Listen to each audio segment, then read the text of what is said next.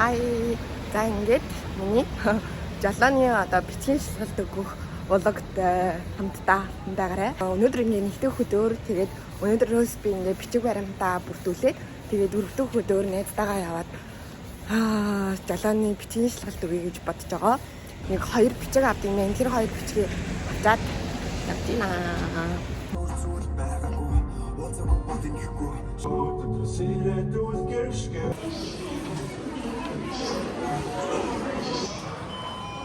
Энийг додонгод сайн манайхаа би өнөөдөр яг бичиг баримтаа шууд бүрдүүлээд тэгээ өнөөдөр анхныхаа шалгалтаа өгч үзсэн байгаа. Тэнцэж чадсангүй. 3 хоног тутсан байгаа.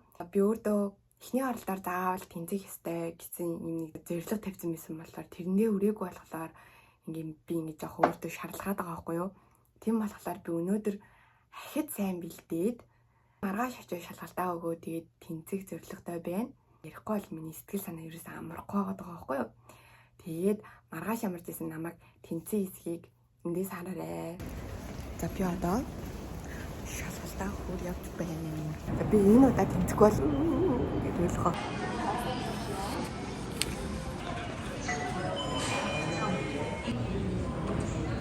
Шалгалтаа гараад ирлээ. Би тэнцэн байна. Бодсноос илүү өндөр оноор тэнцсэн гэж бодож байна. Тэгэхээр ер нь аль надад хүн өөрөө байгаа үедээ л ер нь тэр зүйлээ хэрэгтэй юм байна гэж бодлоо. Тэгээд хэдэн өдөр ингэж тэр гоохонд тийм бэлтгэсний үрг авья гатлаа.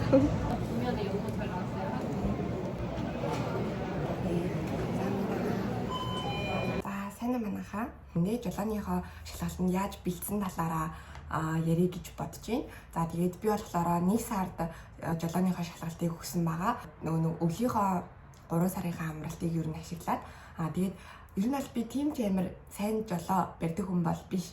Тэгээд яагаад шалгалт өгсөн бэ гэхээр угаасаа энэ одоо нэлийн жил амьдрах болохоор бас юуны магт гэж би бодоод ийд өгсөн байгаа. Тэгээд үнэмлэхтэй болсон. Миний үнэмлэх хийнэ. Мэн 10 жилээр гардыг билээ. За тэгээд одоо би та нарт болохоор ямар бичиг баримт бүрдүүлдэг тэг шалгалтандаа бас хэрхэн бэлдсэн талаар мэдээлэл өгье гэж бодож байна. Энэ болохоор одоо Монголд жолооны үнэмлэхтэй байсан болохоор би энэ зөвхөн бичгийн шалгалтыг өгөөд тэг эзэн байгаа шүү. Би болохоор яг өгнө гэж яриад бараг 6 сар бараг болсон заяа. Тэгээд яг өгье гэж 1 сард гинт бодоод тэгээд 7 хоногийн дотор ер нь бол тестүүдийг хараад тэгээ өгсөн байгаа. Тэгээ би яаж тэр 7 хоногта яаж тестээ ямар аргаар бэлдсэн талаараа одоо ер нь та нарт танилцуулна гэж бодож байна. Хамгийн эхлээд болохоор оршин суугаа газрынхаа нөгөө хороод өрөг рүүгээ яваад тэрийн талаараа чүмийн сэнда гэдэг нээв дээр угаасаа хайнгууд ойрхон байгаа чүмийн сэнда угаасаа гараад ирнэ. Тэндээс юу авах вэ гэхээр төр оршин суугаа үнэмлэхний тодорхойлолт болон хэлээр орж гарсан тодорхойлолт 2 аван заяа. Тэр нь болохоор чүрэггүй Quagin Zimniosog-ийн хавтаа анхаарах зүйл нь болохоор нөгөө одоо ансар өдрийг яаж авах юм бэ гэд асуун заяа. Тэнгүүд нь төрсөн ансар өдрөөсөө одоо өнөөдрийн хүртэл байгаа тэр ансар өдрөөсөө аваарай. Би болохоор энийг яаж авлаа, ямар ч зүйл нэг буруу аваад тэгээд дахиад би чүмийн сандаа ороод энийг солиулах хэрэг гарсан заяа. За тэгээд элчин сайдын ямар явна. Тэр нь яах байгаа вэ гэхээр Монгол жолооны үнэмлэхний лавлгаагаа Монголоос авангуудаа агуулаа. Тэгээд тэрийг элчинээр очиж орчуулга хийлгээд татраадар батлуул. Ингээ бичиг баримт бүрдүүлэлт нь бол ингээ болчихж байгаа. Гадаад паспорт чи хэрэгтэй. Цэд зураг болохоор 3% цэд зураг хэрэгтэй. Жолооны үнэмлэгч болохоор их хуваараа бас байх хэрэгтэй. За тэгээ энэ хэдэн зүйлийг авангуудаа тэрийнхээ оролцох жолооны шалгалтын газар руу явна. Энийг болохоор нээвэр дээрээс та нар унжааны шихон зан гээд хайчих заяа. Энэ материалуудаа аваад тэгээд тэр жолооныхаа газар руу очиод тэгээд ийм та нарт ийм хуудас өгөн заяа. Тэр нь одоо хідэн удаагийн хэрэгтэй гэдэм болоо ямар ч байсан нөгөө хөх болгондоо зөвхөн тэр хуудсыг авч чад тэгээ өгөөд идэм билээ. Хэрвээ тэнцсэн тохиолдолд бол тэр цаасыг хураагаад авчна. Тэнцээгүй тохиолдолд бол тэр цаастайгаа яваад та тэгээ очих болгондоо тэр цаасаа үзүүлээд тэгээд шалгалтандаа орно гэсэн үг. Хууд чинь нөгөө анкет бүглэн заяа. Тэгээд харааны одоо үзлэгт орно. Тэр нь нэг 6 билүү 7000 оноор ч юм байсан. Тэгээд нэг удаагийн шалгалтаа өгөх үнэ нь болохоор 100000 оны димэлээ. Тэмүүдээ 1-5 дахь өдөр болгон жолооны шалгалтаа өгч болон заяа. Мэдээж ажлын цагаар л очиод та өгчиж болно. Тэгээд хочин болгоноо 10,000 вон өгөө тэгээд шалгалтандаа орж болно. За ямар ч материал бүрдүүлж өгөх одоо үйл явц бол иймэрхүү дүү байгаа.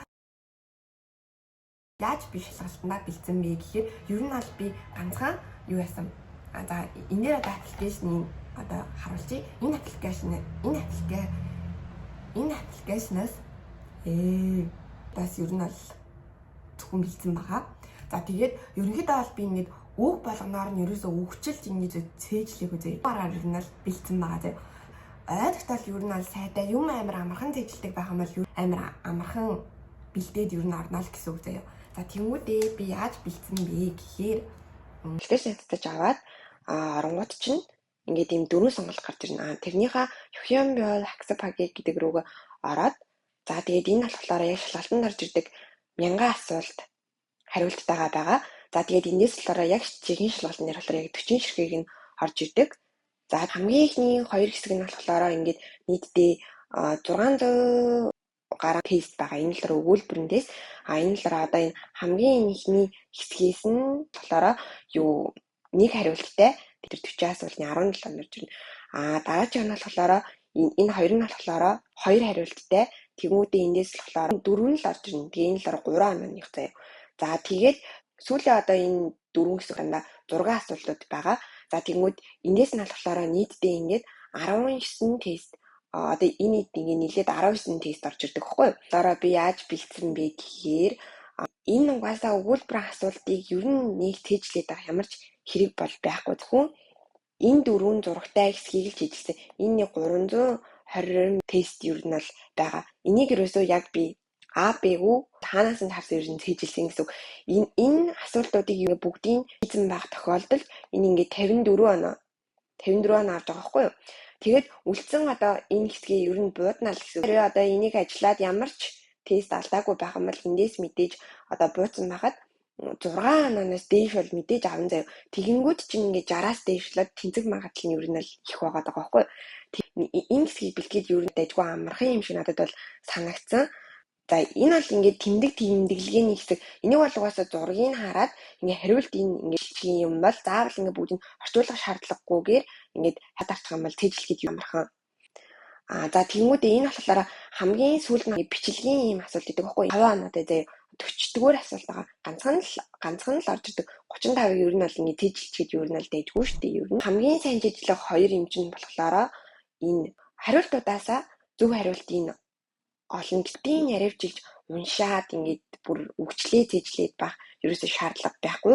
Эдгээр өгнүүд хэрвээ орж ирсэн байх юм бол зөв хариулт байх магадaltaй одоо өгнүүд байхгүй юу?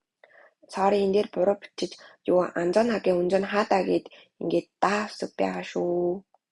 Цогдуур чөрё гэдэг үг бас байгаа заяа. Энэ л хурдаа багасгах ер нь иймэрхүү өгнүүд орсон одоо хариултууд нь зөв байх магадaltaй гэсэн. За тэгээ эсвэргээрээ хахаад иймэрхүү өгнүүд орсон үйлдэлүүд нь буруу байх магадaltaй гэсэн. Иймэрхүү өгнүүдээ анзаарч хараад ингээд тестээ ажиллах юм бол амар хурдан одоо цээжлэгдэн заяа. За одоо алдаад байгаа эргэлзээж байгаа асуултуудаа ингээд зүрхэлж их заяа. Ингээд зүрхлэнгүүд чинь дахиад ийшээ оронгууд энэ рүү чидё чакки гэдэг рүү оронгуудаа та нарын жоохон алдаад эргэлзээд байгаа тэр нөгөө зүрхэлсэн асуултууд чинь гараад байна. Тэнгүүд энийг дахиад ингээд хараад байнгут чинь ер нь болохгүйгээр та нар дахин хараад ангууд тогтоогдчихно гэсэн. Мөнжээ бүрий мод гэдэг нь болохоор ингээд та нар өөрсдөө энэ асуултаа уншаад өөрсдөө ингээд хариулж байгаа. Сугсан намгийн гэдэг нь болохоор ингээд зөв хариултыг ингээд гаргаад ирдэг. Зөв хариултыг ингээд хараал тий. Харжаад тэрийг цээжилжээл дахиад өөрийгөө шалгаал энэ дээр нь дарангуудаа өөрийгөө шалгаал зөв хариултаа хараал. Бадах юм бол ер нь маш амархан цээжлэх боломжтой. За тэгмүүдээ ингээд энэ асуултуудаа нэлээд цээжлээд дайггүй болоод ирэнгүүт нь рүү ор заяа. За энэ болохоор ингээд яг шалгалтанд орж ирж байгаа юм шиг ингээд 40 асуулт ингээд орж ирнэ. 40 асуултанд чи ингээд хариулангууд ингээд тэнцээгүй гэдгийг ингээд хариулттай ингээд гараад ирдэг байхгүй юу? Яг юун дээр ингээд алдсан бэ? Тэгээ аль асуултанд алдсан бэ гэдэг нэг бүх юм чинь ингээд гараад ирдэг байхгүй юу? Тийм болохоор бас нөгөө нэг шалгалтанд орохоос өмнө өөрийгөө бас энэгээр шалгаад үзчих бас хэрэгтэй. За тэгээ 300 удаа асуултыг ер нь бол ингээд цээжилсэн байгаад тэнцэг магадлал ер нь өсчихнэ гэсэн үг. За тэгээд би ер нь бол яг нэг Иймэрхүү дүү аргаар өгөөд тэгээд шалгалтандаа тэнцэн байгаа. За өгөндөө гэл хааны үедээ тест ингээл ажиллаж тэгэл ахаал мартаал ажиллаж тий ингээд байхгүйгээр шууд юусоо за би тэдэн хоногт юусоо ингэ бэлдээд өгчөө гэл тэгэл өдөрт нэг тогтмол хэдэн минут ч үдин тий нэг цаг маг ч юм уу яг тогтмол суугаад ингээд бэлтгэхийн юм бол та хангалттай 7 хоногийн дотор ч юм уу тий цээжил чадах тэр хугацаанд ингээд өгчүүл чаднаа. Тэгэхгүй бол тэгээд хүмүүс нөгөө хойшлуулад тэгээд бидтэй. Тэгээ би бол хойшлуулж жагаад яг үр дүндээ хамгийн гол нь бэлтгэх хэрэгтэй. Өдөр хоног алгасахгүйгээр тэгээд бэлтгэсэн нь бол надад амар зүгээр санагдсан. Сургалтанд суух шаардлагагүй, заавал олон цээжлэх шаардлагагүйгээр өөрийнхөө цээжлэх одоо тэр. За тэгээ ямар ч юм миний өгөх зөвлөгөөнийг юм байла. Тэгээд та нарт жалганы шалгалт өгье гэж бодож байх юм бол одооноос эхлээд та бүрдүүлээд энд аппасаа тестүүдийг сайн хараад тэгээ шалгалтаа өгөөд тэгээд заавал тэнцээрээ гэж хүсье. За тэгээ дараагийн бичлэгээр уулзъя. Баяртай.